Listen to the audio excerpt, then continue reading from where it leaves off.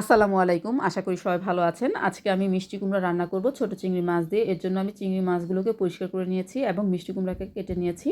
প্রথমে আমি একটি কড়াইতে পরিমাণ মতন সয়াবিন তেল দিয়েছি। তেলটা গরম হয়ে আসলে তাতে হাফ কাপ পেঁয়াজ কুচি হালকা ব্রাউন কালার করে ভেজে নিয়ে তার সাথে অ্যাড করেছি হাফ চা চামচ হলুদের গুঁড়ো, 1 চা চামচ মরিচের গুঁড়ো, হাফ চা চামচ ধনিয়া গুঁড়ো, স্বাদ মতো লবণ। তারপর মশলাগুলোকে কষিয়ে নিয়েছি। মশলাগুলো যখন কষানো হয়ে গেছে তাতে আমি চিংড়ি মাছগুলো দিয়েছি কষানোর জন্য। কিছুক্ষণ চিংড়ি মাছ কষানোর পর কেটে রাখা মিষ্টি কুমড়োগুলোকে দিয়েছি কষানোর জন্য। সাথে অ্যাড করেছি 4টি কাঁচামরিচ। কাঁচামরিচগুলোকে আমি মাঝখান থেকে ভেঙে দিয়েছি। কাঁচামরিচ দিয়েছি একটু কাঁচামরিচের ফ্লেভারটা আসার জন্য, আর মিষ্টি কুমড়োতে একটু বেশি ঝাল দিতে হয়। আমি ঢাকনা দিয়ে ঢেকে দিয়েছি কষানোর জন্য। ঢাকনা খুলে আমি কিছুক্ষণ পর পর ভালো করে নেড়ে দিয়েছি।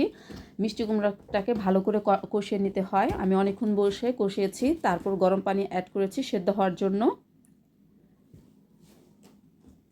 গরম পানি দিয়ে আমি ঢাকনা দিয়ে ঢেকে দিয়েছি। কিছুক্ষণ পর আমি ঢাকনা খুলে দিয়েছি ঝোলটা গাঢ় হওয়ার জন্য। দেখেন কি সুন্দর কালার চলে এসেছে। সবাই ভালো থাকবেন। হয়ে গেছে আমার মিষ্টি কুমড়ার তরকারি। আল্লাহ হাফেজ।